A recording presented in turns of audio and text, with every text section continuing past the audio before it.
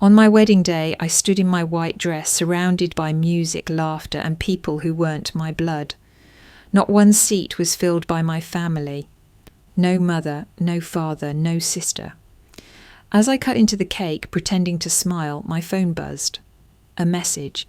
We need to talk. Now. 36 missed calls, all from them. My chest tightened. They had ignored me for months. Why now? What could possibly matter after choosing to miss my wedding? I stepped outside to call back, unaware that what I'd discover would destroy everything I believed about love, loyalty, and family. I was never the daughter with the tiaras or the trophies that got framed in our hallway. I was the other one, the quiet one who liked building things, who came home with perfect grades and science fair ribbons, only to see them tossed in a drawer, while my sister Rachel's participation medals went straight to the fridge. Growing up in the Carter household meant living in the shadow of perfection. Rachel wasn't just the baby of the family. She was the light of it. Blonde curls, dimples like doll prints, a voice that could melt any adult into soft praise. She danced, she sang, she charmed her way through every school event, while I sat in the back row, invisible in a sea of applause that wasn't mine. I remember one spring evening, I must have been 12, when I came home clutching a state-level math competition certificate. I'd beaten out 100 kids from all over Washington. I was practically vibrating with pride. I burst into the kitchen to share the news, but Mum barely looked up from sewing sequins onto Rachel's costume for her second-grade ballet recital. "That's nice, honey," she said, not even asking what the award was for. "Leave it on the counter for your dad." He never mentioned it. But that weekend, when Rachel twirled off beat at her recital and nearly tripped over her shoelaces, they brought flowers, took her out for pizza, posted pictures on Facebook with captions like, "Our little superstar." I sat in the booth quietly, chewing on cold crust, wondering if winning something big would ever feel like anything more than a passing mention in our house. It didn't stop there. Every milestone I reached seemed to exist only in my own world. When I was accepted into an advanced STEM program in high school, Mom called it cute. Why? When I graduated top of my class and gave the valedictorian speech, they skipped the ceremony because Rachel had a group trip to the aquarium with her drama club. "You understand, right?" Mum said on the phone. "She's been so excited for this for weeks." I did understand. I understood that I was not the child you rearrange plans for. I was not the child whose triumph sparked joy. I was the one you assumed would be fine, because I always was. I learned how to self-soothe, how to bite down emotions until they stopped trying to rise. I became the girl who stopped sharing her news altogether. By college, I'd stopped calling home more than once a month, not out of anger, but survival. The silence hurt less than hearing. "Oh, that's great, sweetie. Did you hear Rachel just booked a modelling gig for a local boutique?" She was always the headline. I was the footnote. Still, I kept achieving. I built a name for myself in biomedical engineering. I got into MIT on a merit scholarship, graduated with honours, published my first research paper by 25, and not once did my parents visit me in Boston. Not even when I offered to fly them out for commencement. Rachel had a summer theatre camp showcase that same week. Of course, I told myself it didn't matter, that I was independent now. That chosen family was just as valid as the one you're born into. And I had Lena, my best friend from grad school, who showed up to every celebration, who remembered my birthday without Facebook reminders, who toasted my achievements like they were her own. But deep down I carried it still. That quiet ache, the empty bleachers at my big moments, the unanswered texts, the way even in my 30s I still wondered if I was the problem. Maybe if I were more charming, more needy, less self-sufficient. Maybe then they'd notice me. But I knew better. I'd always known. I wasn't broken, I was just born second. My college graduation was supposed to be the moment, not just an achievement, but a chance to finally be seen. I'd worked 3 part-time jobs to cover what scholarships didn't, pulled all-nighters in labs while my classmates partied. I was walking across the stage with a 4.0 GPA and 2 research internships behind me. I reserved 3 seats, Mum, Dad and Rachel. I even paid the fee to have their names on the priority list so they could sit near the front, sent them reminders, texted them updates about the schedule, the gown fittings, the exact address of the auditorium. I'd given them every opportunity to show up for me. The morning of the ceremony, I got a text from Mom. "So sorry, honey. Rachel has a surprise photo shoot today. Last minute thing with a local photographer. It could really help her portfolio. We're driving her to Portland. Take pictures, okay? So proud of you." I stared at the screen for a long time. Rachel, 19 years old, freshman in community college, took up art modelling as a side hustle, and somehow her photo shoot, probably for a lifestyle blog or a vintage filter page, was more important than my graduation from MIT. They didn't call. They didn't even ask how it went. I crossed that stage alone, my name echoing across the auditorium, and the only people cheering were Lena and her parents. They clapped so loud people turned to look. Lena held a bouquet she'd arranged herself, sunflowers and blue hydrangeas. I think she knew that day would be a funeral for my hopes. Afterward, we took photos in the quad. Lena made me laugh until I almost forgot the ache in my chest. Her mum fixed my hair. Her dad insisted on taking us out for dinner. "No daughter of mine's going to eat microwave pizza after graduating MIT, he said. It was the first time anyone had called me daughter in a way that felt like more than biology. That night, I didn't cry, not in the usual messy, sobbing way. I just sat in my dorm, still in my cap and gown, staring at the diploma that proved I was good enough, but not for them. That was the last straw. I stopped sending updates. No more calls, no more emails.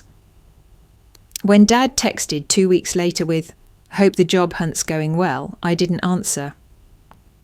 When Rachel tagged me in a throwback photo of us as kids with #sisters forever, I removed the tag and archived the memory. I moved to Boston with Lena, who landed a counselling job at a non-profit. We split rent on a shoebox apartment with leaky windows and an espresso machine that worked only when you begged it. We made pasta from scratch on Sunday nights and celebrated our personal wins like holidays. She became the person I called when my first journal paper got accepted, when I finally negotiated a salary that made me feel like a real adult, when I had a panic attack over a failed experiment, when I got promoted. She was there through all of it. We weren't blood, but she saw me, fully.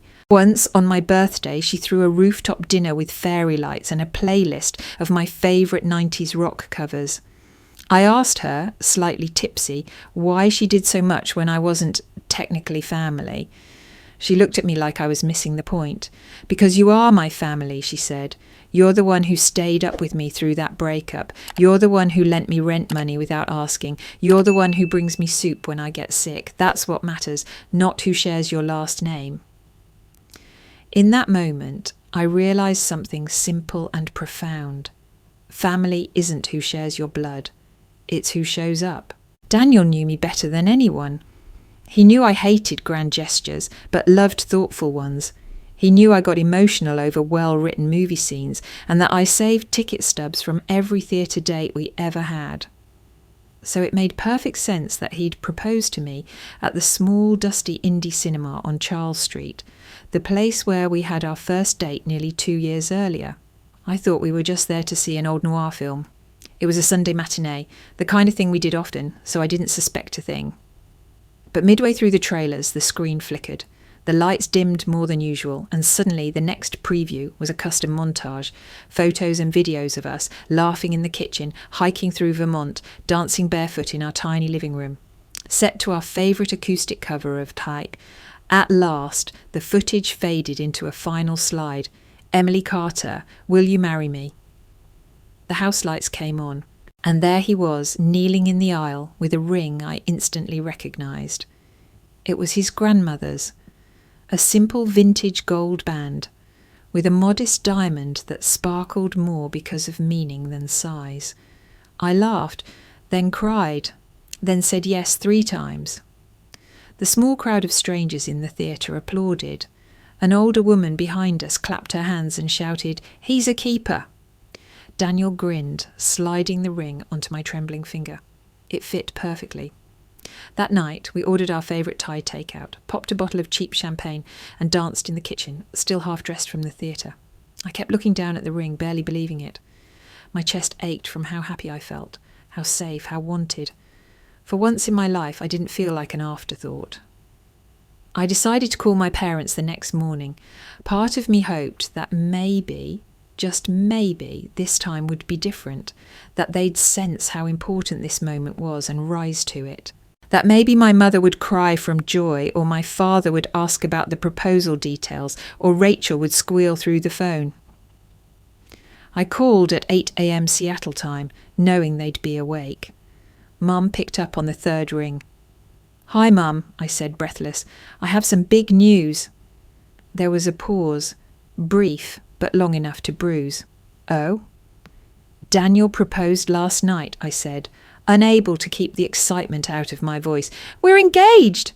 "Oh, well, that's good," she said, flatly. "Congratulations, sweetie." Then, as if remembering something suddenly more important, she added, "Did I tell you Rachel was asked to do a cover shoot for Pacific Living? It's a big deal. The photographer specialises in natural light. It's very artistic." My mouth hung open for a beat too long. I forced myself to breathe. "That's great for her," I said. "She's thinking about cutting her hair again," Mum continued, now fully off topic. "Not sure how I feel about it, but you know Rachel, always reinventing herself." "Right," I said. "Well, we're thinking of a spring wedding, maybe in 6 months." "That's quite soon," she replied. "But let us know the details when you have them." I hung up a few minutes later, numb.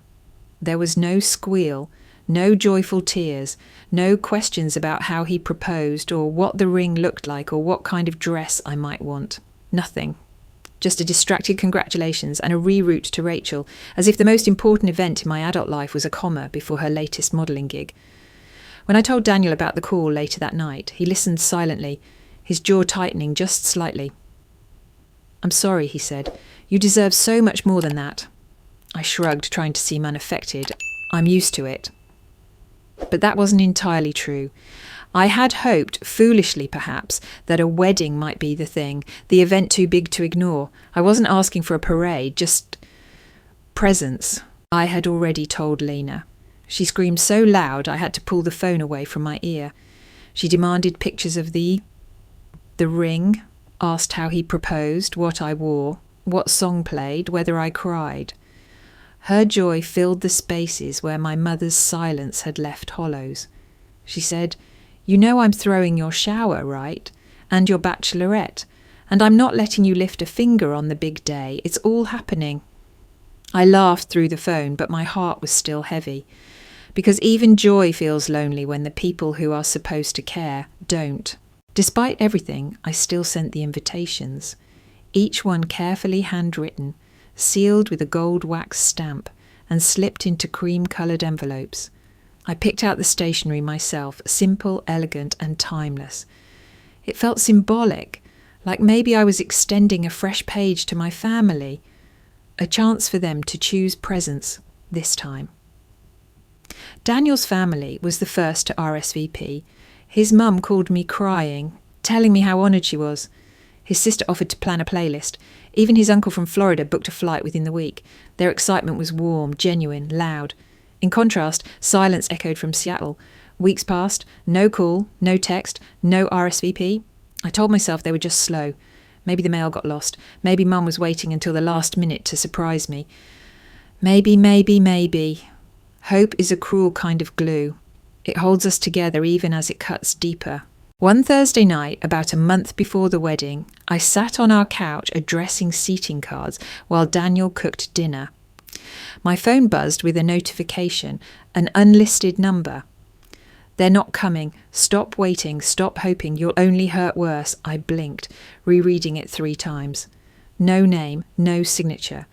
Just a plain direct punch to the gut. Daniel noticed the shift in my expression. "What is it?" I showed him the message, his jaw tensed. "Do you think it's your mum?" "I don't know. Could be anyone." I tried to sound calm, but my pulse betrayed me. "Maybe it's just spam." "You don't believe that," he said gently. I didn't. The next day, I called my mother. She answered after 4 rings, her voice distant and distracted. "Hi, sweetie, everything okay?" "I just wanted to confirm you got the wedding invitation." A pause. Yes, we did. Sorry, I meant to call. Things have been so hectic here. With what? I asked, trying to keep my tone neutral. Oh, just Rachel's been very busy. She might have a big announcement coming soon. We'll try our best to come, of course. Try? Honey, it's a long flight and these things are expensive. You know how tight things are with your father's work right now. They owned 2 cars, lived in the same house since I was a toddler, took vacations yearly. I didn't push. I thanked her for her time, told her I loved her, and hung up, but something settled in my gut, a weight, a knowing. That same weekend, Lena and I were at a flower shop, finalising arrangements, when her phone buzzed. She glanced at it, then quickly slipped it into her pocket. Everything okay? I asked. Yeah, just spam. She smiled too fast. Her fingers were fidgety. Something wasn't right. That night, I scrolled social media for hours. I didn't even know what I was looking for, just a hunch that wouldn't leave me alone. And there it was, a tagged post in Rachel's feed, visible only because she hadn't yet blocked me. Super excited to celebrate love and new beginnings soon with those closest to me. #engaged, #family first. The comments were filled with emojis, heart reactions, and one particular reply from someone named Mara. Can't wait for the party next month. Same day as your sissy's wedding though, LOL. Awkward. I stared at the screen, my mouth dry. Rachel was engaged. Planning a party the same day as my wedding. No one had told me. No one had even mentioned she was dating anyone seriously. I wanted to scream. Instead, I took a screenshot. Then another. Then I sent them to Lena with the message. Did you know about this? She replied an hour later. I only found out yesterday. I didn't want to upset you. I'm sorry. It felt like everyone was part of something I wasn't even invited to. The message from the unknown number echoed louder now. They're not coming. But it wasn't just that. They never planned to. They were too busy preparing for Rachel's spotlight again.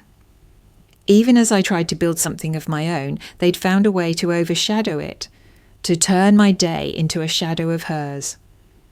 I went to bed that night with the phone clutched in my hand, a storm behind my eyes. Part of me still clung to hope, but another part, the part that had held ribbons in drawers and eaten cold pizza in silence, began to let go. 2 weeks before the wedding, the RSVP deadline came and went. My inbox pinged with replies from co-workers, Daniel's extended relatives, even acquaintances from our trivia group, but not a single word from anyone in my family. No, yes, no, no. Just silence. I stared at the final guest list spreadsheet that Daniel had neatly colour-coded. 3 empty rows blinked at me, Mum, Dad and Rachel. They might just be planning to surprise you, he offered one evening as we sat at the kitchen table, stuffing welcome bags for out-of-town guests. Some people think RSVPing ruins the magic. I smiled, but it didn't reach my eyes. My gut knew better. This wasn't about magic, it was about priority. Still, I called. Again. My mother answered after 5 rings. Her voice was breezy, casual, like we hadn't been avoiding this conversation for weeks. Hi, sweetheart. How's everything coming along? It's coming, I said slowly. The venue needs a final head count.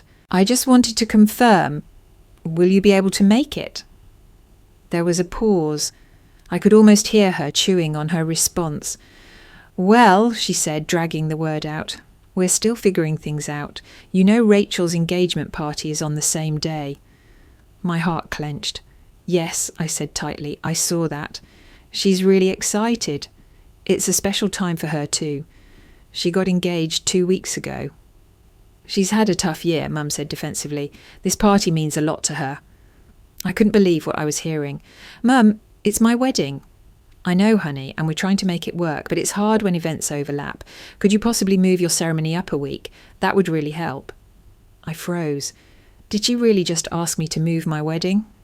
We've sent invitations, booked vendors. People are flying in from out of state. I'm just asking if it's possible, she said, as if I were the one being unreasonable. The call ended with no resolution, no promise, just more vagueness. She said she'd see what she could do, like my wedding was a casual brunch she might attend if nothing else came up. I wanted to believe it was just poor communication, a misunderstanding. But then Lena texted me a screenshot of an invitation she'd received in the mail that day. You're invited to celebrate the engagement of Rachel Carter and Ryan Daniels. Saturday, September 17th at 5 p.m. Family and close friends only. That was the exact date of my wedding. Rachel hadn't just picked the same day. She'd invited my best friend to her party. Lena's caption was simple. I thought you should know. I called my mother again. This time she didn't answer. So I tried my dad. He picked up on the second ring. Hey, Em, he said almost sheepishly. Did you know Rachel invited Lena to her engagement party? There was a pause, then a sigh. She said you two haven't been that close lately. I clenched the phone. That's not true. She's my maid of honour. She didn't mention that. She didn't mention a lot of things. Another pause. Your mother and I are trying to support both of you. We're in a tough spot. No, I said, you're not. You're choosing.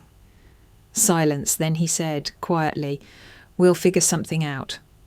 But I didn't believe him. 3 days after that phone call with Dad, I sat in the bridal boutique with my dress hanging beside me, waiting for Lena.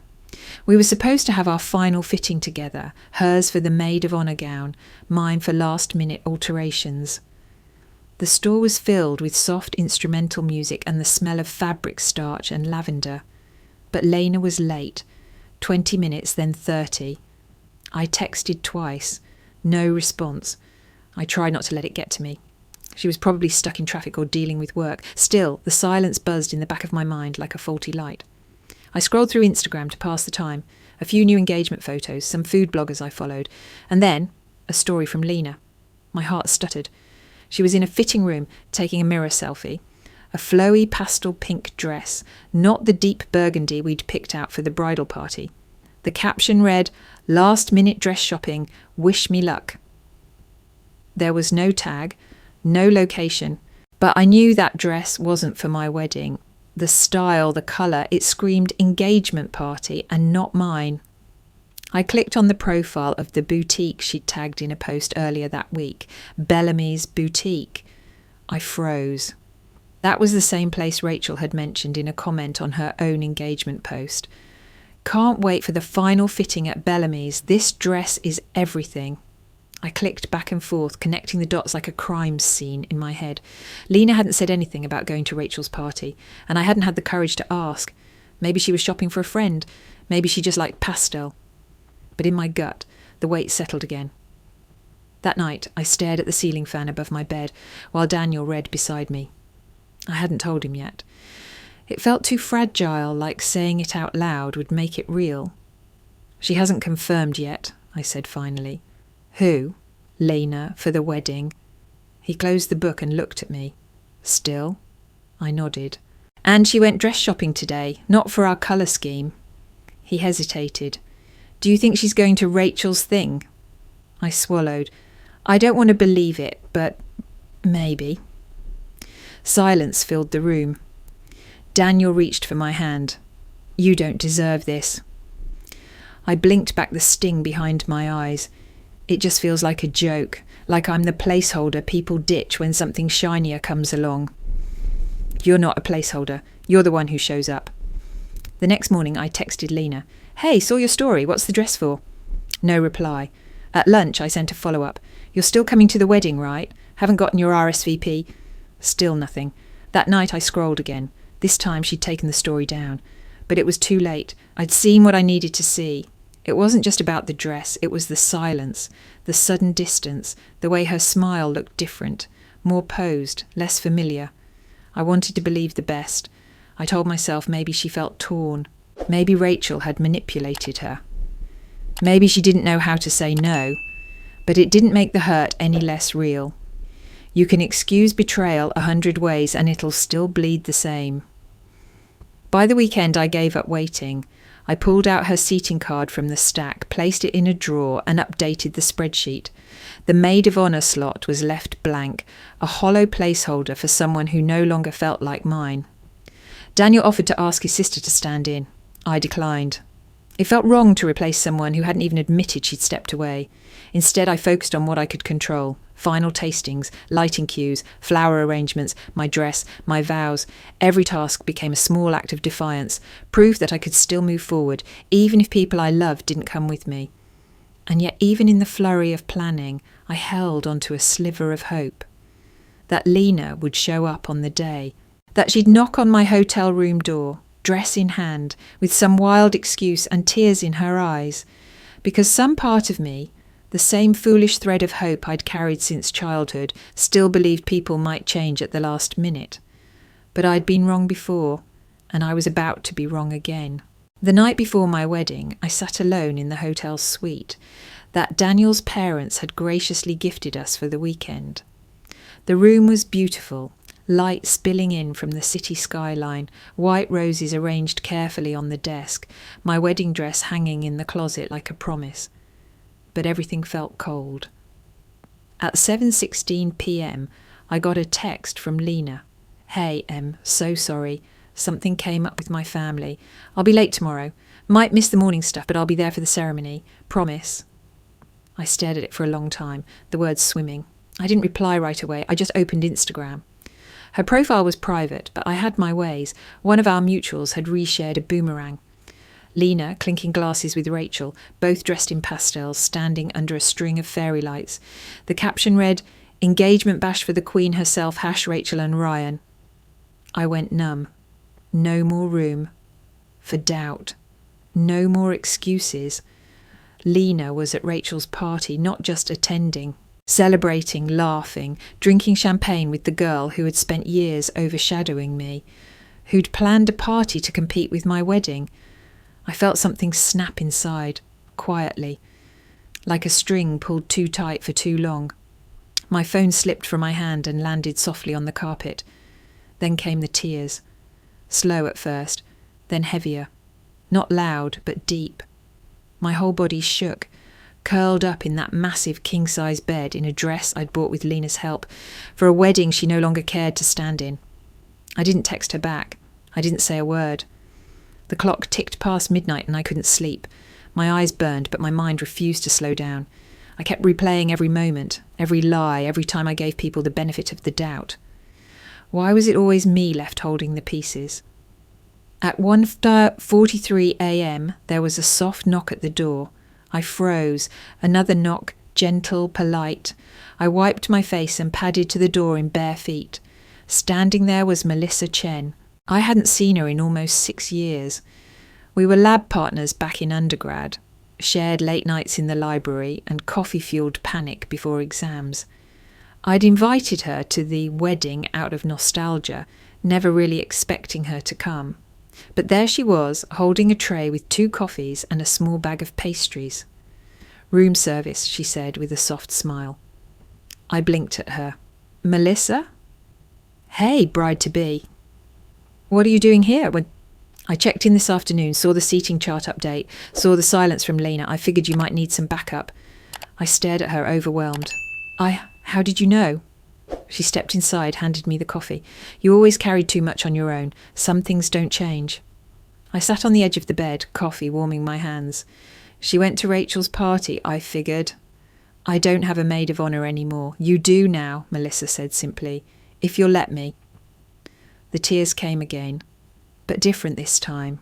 Less from pain, more from gratitude. "Are you sure?" I whispered. "Emily, I brought colour-coded spreadsheets for your bachelorette party back in 2013. I've been training for this." I laughed through the tears, and just like that, I wasn't alone anymore. By morning, the ache behind my eyes had dulled to something manageable. Melissa, true to her word, had already confirmed the stylist appointments and triple-checked the florist's delivery schedule. She moved through the room with calm efficiency, like she'd been preparing for this moment all her life. My dress hung near the window, glowing in the soft morning light. Around 9:30 a.m, there was another knock at the door, this one firmer. I opened it expecting room service or the makeup artist. Instead, Robert, Daniel's father, stood there, dressed in a navy suit, holding a garment bag over one shoulder and a hesitant smile on his face. "Hope I'm not interrupting," he said gently. I shook my head, surprised but grateful. Not at all. Come in. He stepped inside, his eyes scanning the room before landing on me. Daniel told me what happened with your family and Lena. I swallowed hard but didn't respond. Robert shifted slightly, clearing his throat. I know I'm not your father, and I'd never try to replace him. But I was wondering if you'd be okay with it. I'd be honoured to walk you down the aisle today. My breath caught in my throat. Of all the things I expected that morning, puffy eyes, missing RSVPs, caffeine jitters, this wasn't one of them. I understand if it's too much, he added quickly, or if you've got someone else in mind. I just didn't want you to feel alone. Not today. Something in me cracked open, but not in a painful way, in a healing one. I looked at him, this man who had welcomed me into his family with warmth, who called me to check in on my work, who sent birthday cards signed with love. He had shown up for every moment since Daniel came into my life, not out of obligation, out of choice. I'd be honoured, I whispered. His eyes shimmered and he nodded. Then I'll be ready. As he turned to leave, he stopped at the door. Emily, you deserve 100 people walking you down that aisle, but I'll do my best to carry what they should have. After he left, I sat on the edge of the bed, staring at my reflection in the mirror. The woman staring back looked tired, but steady. Hurt, but not broken. This day wouldn't look like I imagined, but it would still be mine. Melissa helped me into my dress, zipping up the back, smoothing the lace. She didn't say anything, just gave my hand a quiet squeeze once it was done. A few minutes later, my phone buzzed again. I expected a check-in from Daniel or a confirmation from the planner, but it was another message from that same unknown number. They'll regret this, I promise you. They'll all see. Just wait. I stared at it, a chill running through me. The tone was different now, less warning, more ominous. Like it wasn't just someone offering sympathy. It felt personal, like someone who knew exactly what was coming. I showed Melissa. She frowned. Same number as before, I nodded. Block it, she said simply. You don't need that today. And she was right. Whoever it was, family, friend or stranger, I wouldn't let them steal anything more from me. So I blocked the number, silenced my phone and placed it inside a drawer. The noise could wait. Today, I would walk down that aisle with the man I loved waiting at the end, with Melissa at my side, with Robert offering me his arm, not because he had to, but because he wanted to. Today would not be about who didn't show up. It would be about who did. The ceremony started at precisely 4 p.m. as planned. The small chapel-style venue buzzed softly with conversation, the warm scent of lilies and eucalyptus drifting through the air. Golden sunlight poured in through arched windows, casting a glow that felt almost sacred. I waited just outside the double doors, one hand clutching my bouquet, the other linked with Robert's arm. He looked at me with gentle reassurance, a soft squeeze reminding me I wasn't alone. The music began, an instrumental version of Can't Help Falling in Love. The doors opened. As we stepped into the aisle, the room hushed. I didn't scan the pews at first. I kept my eyes on Daniel. He stood at the altar wearing a nappy suit and a smile that trembled at the edges. His eyes locked on mine, and in that second everything else faded. But as I walked, I noticed it. One side of the room was full. Daniel's family, friends, co-workers, people who had flown across the country just to be there. His mother beamed with pride. His sister dabbed at her eyes with a tissue. His uncle was already sniffling loudly, earning a playful elbow from his wife. The other side, mine, was scattered with blank spaces, empty chairs marked reserved. No mum, no dad, no Rachel, and no Lena. I had prepared myself for this, or at least I thought I had. But seeing those empty rows, so obvious, so undeniable, made something inside me sink like a stone in water. Still, I kept walking. At the altar, Robert gave my hand to Daniel, then stepped back with a soft pat on my shoulder. I looked up into Daniel's eyes and saw nothing but love. "Hi," he whispered. "Hi," I managed, lips trembling. The officiant began. I barely heard the words, something about love and commitment, about shared futures and unwavering support. All I could focus on was Daniel's hand in mine, the way he didn't look away, not once. When it came time for the vows, I went first. Daniel, I said, voice steady, despite the storm in my chest, you are the first person who made me feel seen. Not for what I achieve, not for what I do, just for who I am. You showed me that love isn't earned, it's given, freely, and that I don't have to keep proving I'm worthy of it. Today, I vow to be your home, your safety, your biggest fan. I vow to build a family with you, not defined by blood, but by choice, by presence, by love. He blinked quickly, fighting tears. Emily, he said, you are the strongest person I've ever met. You carry your wounds with grace and your hopes with courage. I vow to show up every day, not just when it's easy, but especially when it's hard. I vow to be your family, because you've always deserved one that chose you. We exchanged rings. The kiss came next, gentle, steady, full of relief. The room erupted in applause. For a few minutes I let myself believe it was everything I'd dreamed. At the reception, everything looked perfect. The flowers, the cake, the soft jazz quartet in the corner.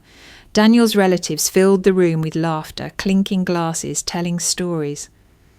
Melissa hovered close, making sure I had water, touching up my lipstick, keeping my smile from cracking. We moved from table to table, hugging guests, thanking them. Every so often someone would ask carefully, will your parents be joining later? And I'd offer the same polite smile. They couldn't make it. That was all I said. That was all I could say. When it came time to cut the cake, Daniel and I stood behind it, hands linked around the silver knife. Photographers aimed their lenses. The room chanted playfully, cut, cut, cut. We leaned in. I smiled. The blades sank into soft sponge and frosting. And then my phone vibrated in the hidden pocket of my dress. It buzzed again. And again. I froze. Melissa, sensing the shift, glanced at me. You okay? I fumbled for my phone. Screen lit up, 36 missed calls, all from Mom, Dad and Rachel, and one message. We need to talk, now. I stared at the screen in disbelief. 36 missed calls. A message from my mother. We need to talk, now. My heart pounded louder than the music playing in the background of the reception. My first instinct was to ignore it. They'd made their choice. They'd missed my wedding. What could possibly matter now? But 36 calls. I excused myself quietly from the cake table. Daniel watched me go, concern etched across his face. Melissa followed, but I gestured for her to stay. I stepped out into the garden behind the venue, the sun dipping low, casting long shadows across the grass.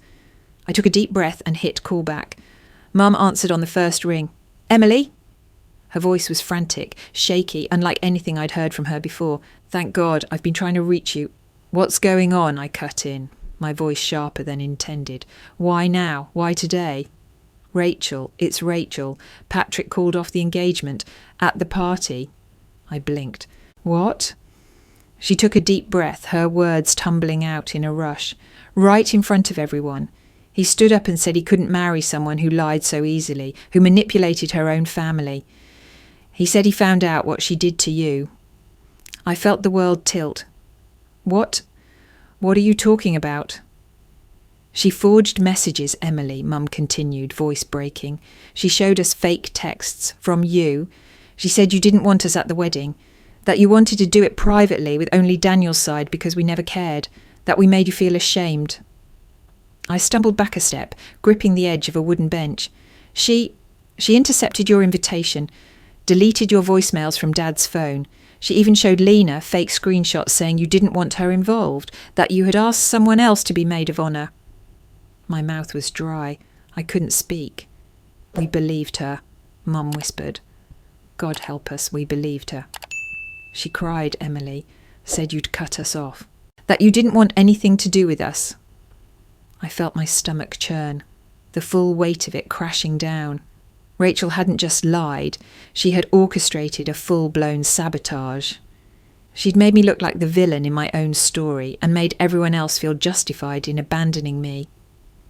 I kept trying to tell myself something felt wrong, Mum said, but she was so convincing and I didn't want to believe our family was that broken.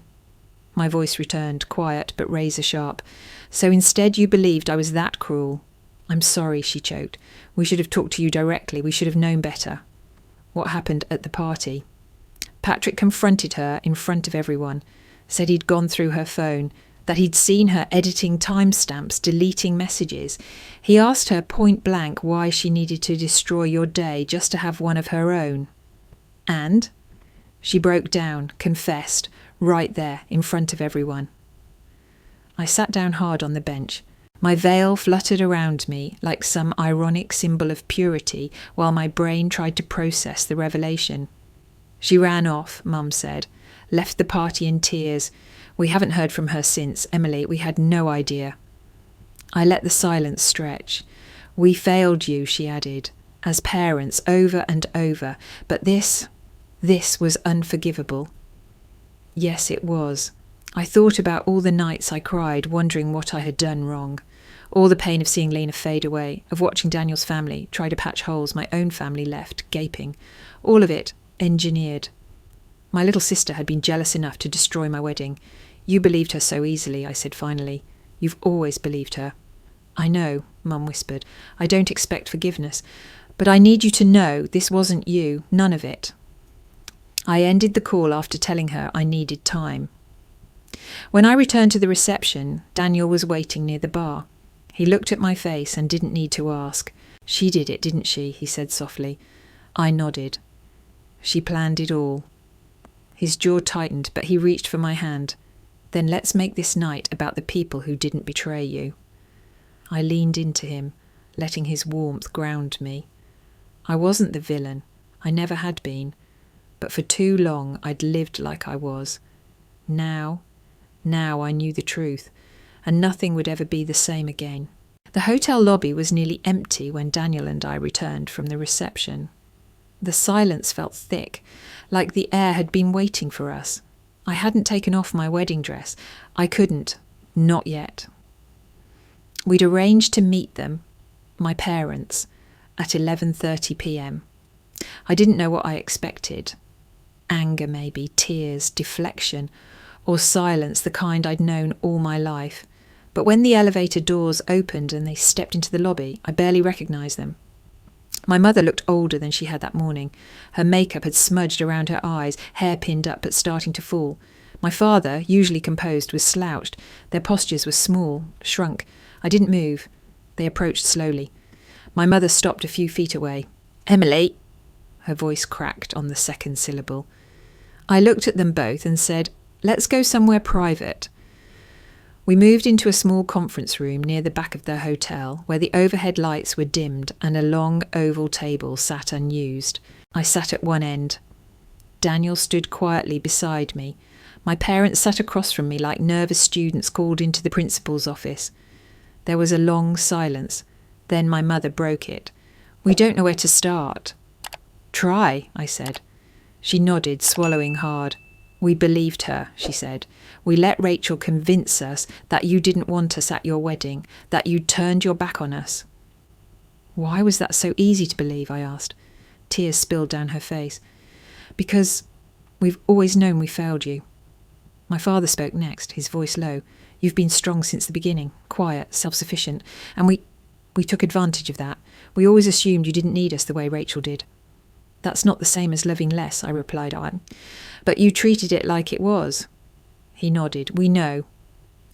And when she told you I wanted to exclude you from my wedding, your first instinct was to believe her. We felt like we deserved it, Mum whispered. That we'd pushed you away for so long, maybe you finally stopped trying. I wanted to scream, to shake them, to demand how they could have let things go this far without questioning anything. But the truth was, I understood that part too well. I had given up on them years ago. I had lowered expectations so far they barely skimmed the floor, and when Rachel handed them a version of me that matched their guilt, they clung to it because it made sense. We didn't check with you. We didn't even call you directly, Dad admitted. We just let it happen. And when she forged messages, intercepted invitations, lied to Lena. I couldn't even finish the sentence. It was too much. She needs help, Mum said. We're going to get her into therapy. She's not well. And what about you? I asked. Because this didn't start with her. This started years ago. They looked at each other, then back at me. You're right, Dad said. I want you both to go to therapy, I said, individually. Together. Family therapy too, if I ever feel ready for it. We will, my mum said instantly, and I don't want any contact until I know that's happening. They nodded. I don't forgive you, I added. Not yet. Maybe not ever. My voice was calm, but final. I understand, Dad said. You have every right. And I won't let Rachel near me, not for a long time. She's gone, Mum said. She left after the party, took off with just a backpack. We don't know where she is, but when we find her, she's going to get help. Real help this time. Daniel placed a hand gently on my back, a grounding gesture. I hope she gets better, I said, but I won't be her collateral damage again. Silence fell again, this time not uncomfortable, just tired. Thank you for meeting with us, Mum said. We know we didn't deserve it. I didn't respond, I just stood up. Daniel followed. As we walked to the door, my mother asked, voice barely audible, "Can we ever make this right?" I paused. "You can start," I said, then I left. 2 days after the wedding, I received an email from my father. It wasn't long, just a few paragraphs, but it said more than years of conversations ever had. He wrote that they'd found Rachel. She was staying with a distant cousin, refusing to answer calls. She hadn't eaten properly in days. She'd broken down crying when they arrived, repeating over and over, "I ruined everything." What caught me most was this line. We've known for years that something wasn't right, but we didn't want to admit it, not to ourselves, not to her. Apparently, Rachel had struggled with anxiety and depressive spirals since her teens, but every time she lashed out or spiraled into mood swings, they chalked it up to Rachel being sensitive or just needing extra attention. She had always been the fragile one, the emotional one, and instead of getting her help, they fed her attention like medicine. They admitted she had been in therapy once, briefly, at 16, but when she said it was boring and stopped showing up, no one pushed. We were afraid of upsetting her, my father wrote, and in doing so we allowed her to slip deeper into behaviours that hurt you. That line stayed with me all night. I didn't respond right away, I couldn't.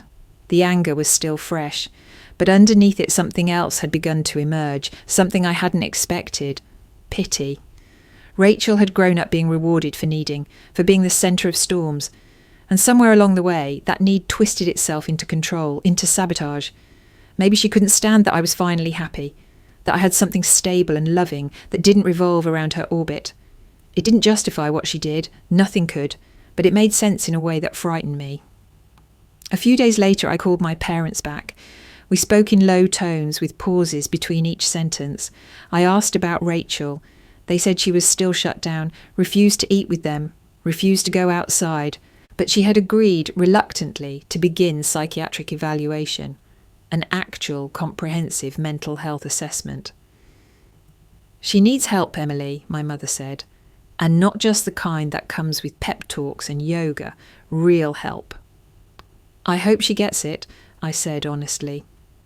There was silence on the line. But she can't contact me, I continued. Not now. Maybe not for a long time.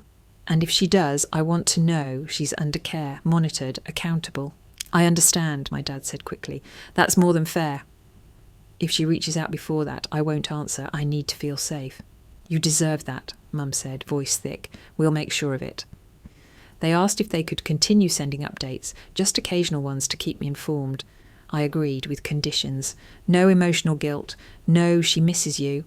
No pressure to repair what hadn't even begun healing. I told them that trust wasn't a faucet you could turn back on with tears and apologies. It was built brick by brick, and they had a long road ahead. I also told them this. I don't know if I can ever have the family I used to dream about, but I'm willing to see what comes next, if you're willing to do the work. They said they were. That night, Daniel sat beside me on the couch, my head on his shoulder, my hand resting on the bump of my wedding ring. How do you feel? He asked. Tired, I said, but clearer. He kissed the top of my head. You're handling this with more grace than most people would.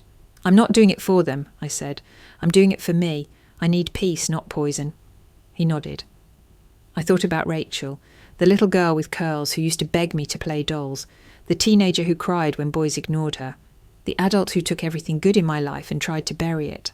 I didn't forgive her, but I pitied her, And somewhere in that strange, sad pity, I felt a tiny bit freer. Because when you stop needing someone to apologise the right way or fix what can't be undone, you reclaim your power. You stop bleeding for people who never learned how to hold your wounds with care. 6 months later, the Boston air had begun to shift towards spring. Soft green buds appeared on trees lining our street, and morning walks felt less like survival and more like possibility. Daniel and I were preparing for a new chapter, one we hadn't expected to begin so soon. Our baby was due in late June. I found out a few weeks after the wedding. At first I thought the nausea was stress, a delayed reaction to everything that had unravelled. But 2 tests, a trembling phone call to my OB, and a quietly stunned dinner with Daniel later, we knew. It was happening. We cried, we laughed, we sat in silence for a full hour, just holding hands, letting it all sink in. For the first time in my life, I was building something completely mine. A family not defined by absence or performance, but by intention. My parents had kept their promise. They'd started individual therapy within a month of the wedding. Group therapy soon followed. They sent monthly emails, not with guilt or manipulation, but with updates. What they were learning, how they were confronting past behaviours, even books they were reading about emotional neglect. Sometimes I responded. Sometimes I didn't. I needed space to observe without pressure.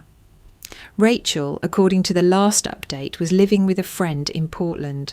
She had taken a break from work and enrolled in a therapeutic programme. It wasn't long-term residential, but it was structured. She was attending sessions, journaling, trying. She hadn't reached out just as I asked, and for now, that was all I needed. I'd met my parents twice, once for coffee at a neutral cafe, and again for a short walk in the park. It was awkward but honest. We talked mostly about surface things, weather, hobbies, Daniel's work, but beneath that there was effort. My mother didn't bring up Rachel. My father didn't try to defend the past. They asked about the pregnancy, cautiously. I allowed it. There were no tears, no sweeping apologies, just 2 flawed people trying to show up differently than they had before. That was enough. For now. As for Lena, she'd sent a letter. It came by mail, handwritten, 6 pages. She told me how sorry she was, that she'd believed Rachel because Rachel weaponized vulnerability, that she felt sick thinking about how easily she'd let go of me, that she didn't expect forgiveness but hoped someday for the chance to rebuild. I read the letter 3 times. I didn't respond, not out of spite but clarity. Some betrayals don't break you, but they do leave cracks. And some people, no matter how sincere, can't be allowed back through the same door. Still, I missed her. Sometimes I'd think about the rooftop dinners, the inside jokes, the late-night baking disasters.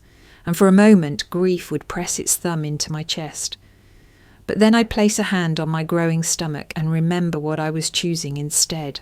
Melissa and I had become close again. She visited once a week, bringing muffins and prenatal tea.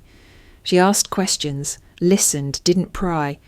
When I told her I was terrified of becoming a mother, of somehow repeating the patterns I'd grown up with, she didn't dismiss it. She just said, "You're aware of the cracks. That alone makes you stronger than half the parents out there." Daniel was already building the crib. He talked to my belly every night, read it physics jokes and soft bedtime stories. He wrote a list of names on the fridge and stuck a tiny post-it beside each one with "Vote pending" scribbled in Sharpie. We laughed more than we cried. We planned. We grew. And in that quiet, sacred growth, I finally understood something. Family isn't a fixed structure. It's not a box you're born into or a title you inherit. It's a garden you tend. Some parts must be pruned, others uprooted entirely. But if you're willing, truly willing, you can grow something beautiful from even the most ruined soil. We celebrated our first wedding anniversary in the backyard of our new home, a modest 2-bedroom with a small patch of grass that Daniel had already declared was perfect for a swing set someday. It was a simple gathering, close friends, a few neighbours, and Melissa, of course. She brought peach cobbler and a joke about how we'd officially made it past the return policy phase of marriage. The baby was due in a few weeks. My belly had become a centrepiece of conversation and gentle pats, and I had to keep reminding people that no, we hadn't picked a name yet. And yes, Daniel was still running a household poll. I hadn't invited my parents, but they came. I saw their car pull up just as we were setting out drinks. My chest tightened. Daniel caught my eye, silently asking if I wanted him to intervene. I shook my head. Let's see what they want. They approached slowly, holding a neatly wrapped package. My mum wore a soft blue dress, her hair pinned back in a way that reminded me of old church Sundays. My father looked uncomfortable in a stiff collared shirt, but his eyes were kind. "We don't want to interrupt," she began. "Just wanted to drop this off. For you, for the baby." I hesitated, then nodded. "Okay." She handed me the box. "You don't have to open it now." But something nudged me. I peeled back the paper, revealing a thick photo album with a navy leather cover. My fingers trembled slightly as I opened the first page. Inside were photos of me. Just me. Not cropped beside Rachel, not in the background of someone else's celebration, but front and centre. Me as a baby, swaddled and sleeping. Me building a Lego rocket at 6 years old. Me holding a science fair ribbon, grinning with 2 missing teeth. Every page was captioned in my mother's handwriting. Not just labels, but memories. This was the day you refused to eat anything but peanut butter for dinner. Your 8th birthday. Asked for books instead of toys. First time you beat Dad at chess. Tears hit my cheeks before I could stop them. I closed the album slowly and looked up at her. "You kept these?" "I did," she said, voice thick, "but I never shared them. Not enough. Not in the way you deserved." "I don't know what to say." "You don't have to say anything," she whispered. We stood in silence, the album heavy in my hands. Finally I said, "I'm not ready to let you all the way in. But this, it matters." She nodded. "That's enough for now." They left shortly after without lingering. No pressure, no demands, just a quiet offering of effort.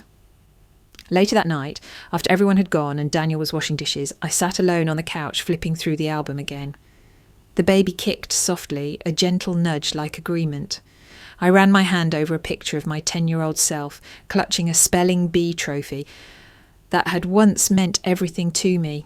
My hair was wild, my smile uneven, but my eyes were proud. "I see you now," I whispered to that girl, "and I won't forget again."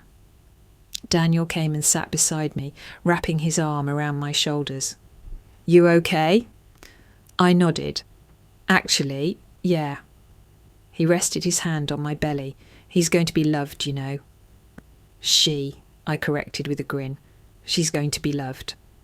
I leaned my head against him. "She won't grow up wondering if she matters, or if she's enough. She'll never have to fight for space at the table." Daniel pressed a kiss to my forehead. I looked out the window, the last light of dusk casting soft shadows on the walls of our home. "I can't fix the past," I said softly, "but I can choose what the future looks like." And that's what I intended to do, build a family, flawed maybe, but real, chosen, deliberate, safe. Because healing doesn't always mean returning to what was. Sometimes it means starting fresh. Sometimes it means planting new roots where old ones never grew deep enough. And as I placed the album gently on the coffee table, one promise echoed quietly in my heart. My child will not grow up the way I did.